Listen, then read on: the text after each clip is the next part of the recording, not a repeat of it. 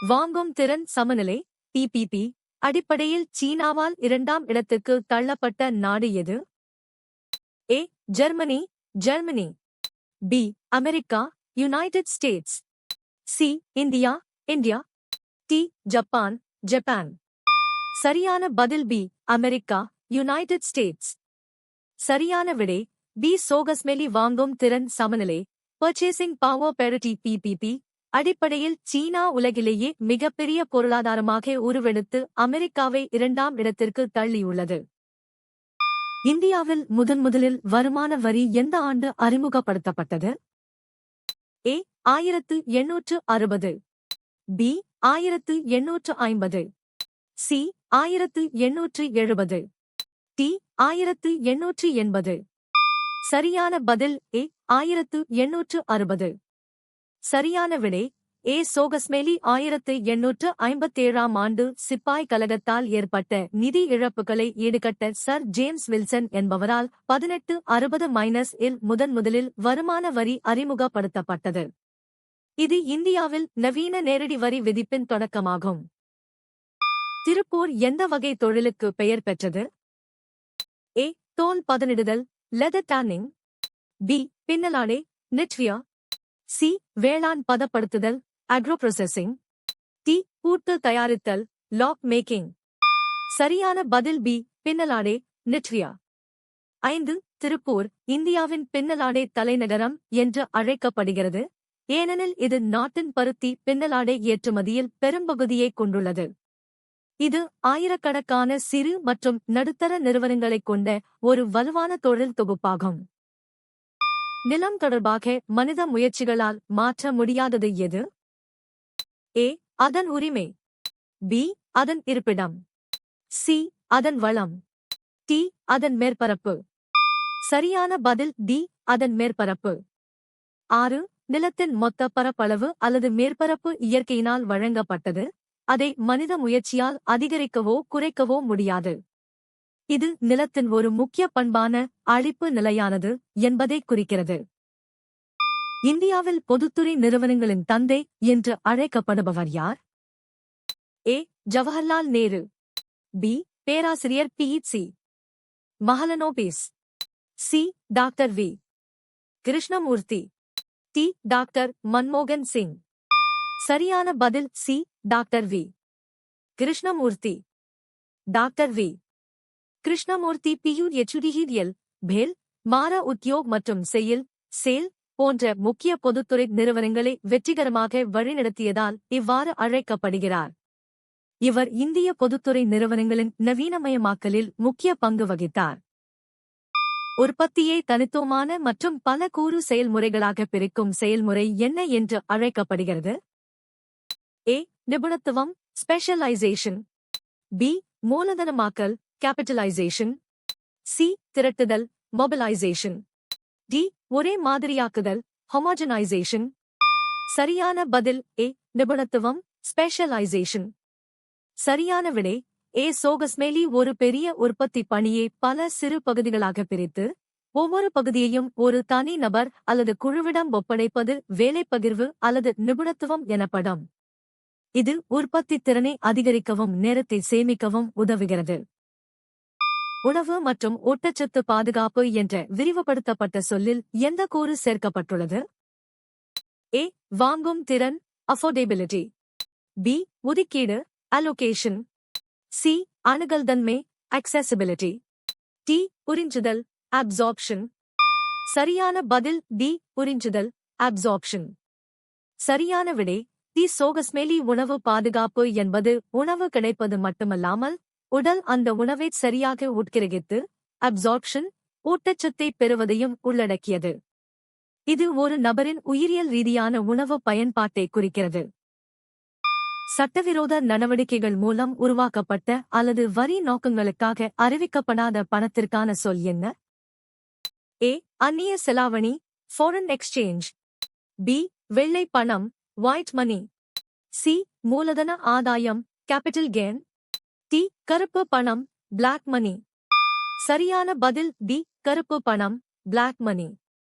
சரியான விடை தி சோகஸ்மேலி கருப்பு பணம் என்பது வரி செலுத்தப்படாத மற்றும் சட்டவிரோத வழிகளில் ஈட்டப்பட்ட வருமானத்தை குறிக்கிறது. இத்தகைய பணம் நாட்டின் பொருளாதார வளர்ச்சியை பாதிப்பதோடு நிழல் பொருளாதாரத்தை உருவாக்குகிறது. இந்தியாவில் பொது மற்றும் தனியார் துறைகளுக்கு அந்தந்த பங்குகளை ஒதுக்கியதன் நோக்கம் என்ன? ஏ. வெளிநாட்டு முதலீட்டை மட்டும் ஊக்குவிக்க. பி. சோசலிச வழிகளை ஊக்குவிக்க. சி. பொருளாதார வளர்ச்சியை குறைக்க. டி. முதலாளித்துவ வழிகளை ஊக்குவிக்க. சரியான பதில் பி. சோசலிச வழிகளை ஊக்குவிக்க. சரியான விடை பி. சோகஸ்மேலி சுதந்திரத்திற்குப் பிறகு சமூக நலனை மேம்படுத்தவும் பொருளாதார ஏற்றத்தாழ்வுகளை குறைக்கவும் இந்தியா சோசலிச பாதையை தேர்ந்தெடுத்தது. இதற்காகவே முக்கிய துறைகள் பொதுத்துறையின் கீழ் கொண்டுவரப்பட்டன. முறைசாரா நிறுவனங்களுடன் ஒப்பிடும்போது தேசியமயமாக்கப்பட்ட மற்றும் கூட்டுறவு வங்கிகளிடமிருந்து பெறப்படும் கடனின் ஒரு பண்பு என்ன? ஏ. ஒப்பீட்டளவில் குறைந்த வட்டி. பி. அதிக வட்டி விகிதங்கள். சி. உத்தரவாதம் இல்லை. டி. வணிகங்களுக்கு மட்டுமே கிடைக்கும். சரியான பதில் ஏ. ஒப்பீட்டளவில் குறைந்த வட்டி. சரியான விடை ஏ. சோகஸ்மேலி தேசியமயமாக்கப்பட்ட மற்றும் கூட்டுறவு வங்கிகள் ரிசர்வ் வங்கியின் வழிகாட்டுதலின் கீழ் செயல்படுவதால் அவை முறைசாரா கடன் வழங்குபவர்களை விட மிக குறைந்த வட்டி விகிதத்தை வசூலிக்கின்றன. மனித வளம் என்ற சொல் எதை குறிக்கிறது? ஏ. ஏழை மக்கள் மீதான முதலீடு. பி. விவசாயத்திற்கான செலவு. சி. சொத்துக்கள் மீதான முதலீடு. டி. மக்களின் கூட்டுத் திறன்கள். சரியான பதில் டி. மக்களின் கூட்டுத் திறன்கள். சரியான விடை டி. சோகஸ்மேலி ஒரு நாட்டின் வளர்ச்சிக்கு தேவையான மக்களின் அறிவு, திறமை, ஆற்றல் மற்றும் கல்வி ஆகியவற்றின் தொகுப்பே மனித வளம் எனப்படுகிறது. இது நாட்டின் மிக முக்கியமான சொத்தாக கருதப்படுகிறது. இந்தியாவில் உள்ள அனைத்து நேரடி வரிகளையும் எந்த அரசாங்க அடுக்கு முதன்மையாக வசூலிக்கிறது?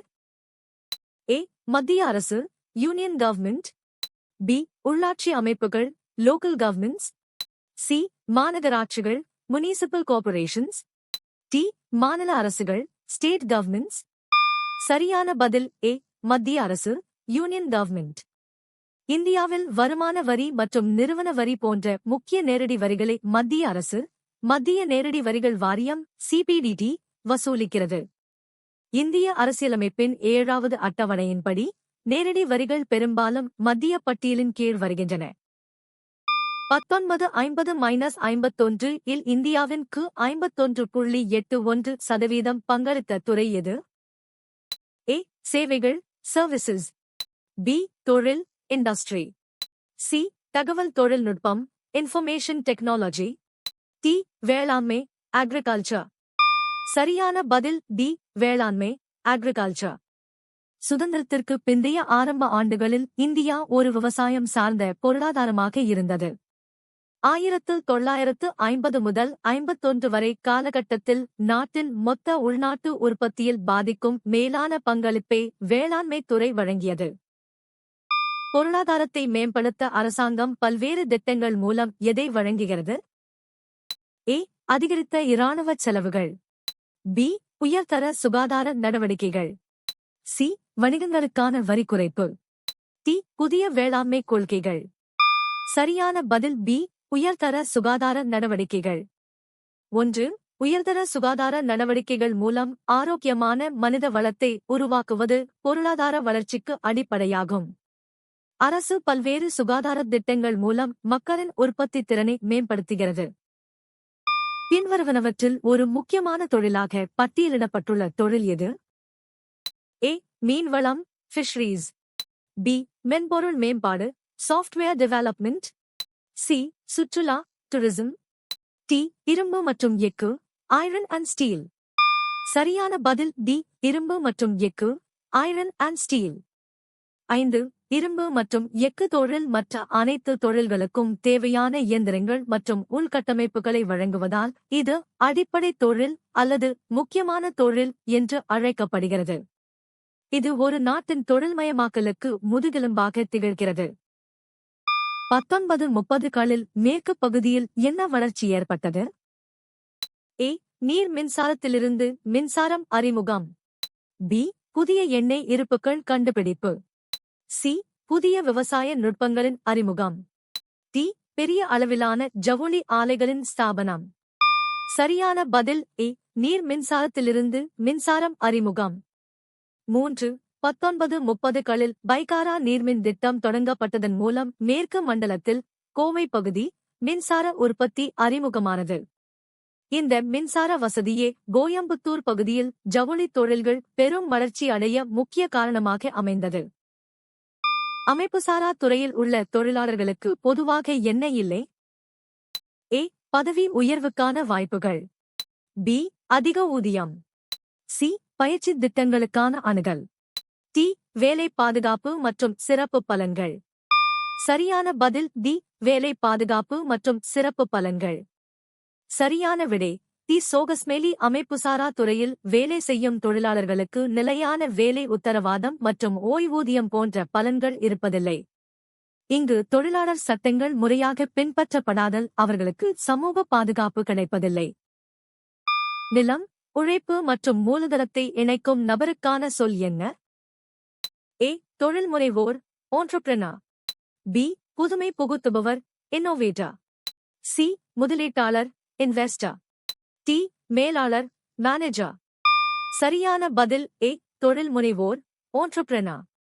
10. சரியான விடை ஏ. சோகஸ்மேலி தொழில் முனைவோர் நிலம், உழைப்பு மற்றும் மூலதனத்தை ஒருங்கிணைத்து உற்பத்தியை திட்டமிட்டு இடர்களை ஏற்றுக்கொள்கிறார். இவரை சமுதாய மாற்றத்தின் முகவர் என்றும் அழைக்கிறோம். நீங்கள் எத்தனை சரியாக பதிலளித்தீர்கள்?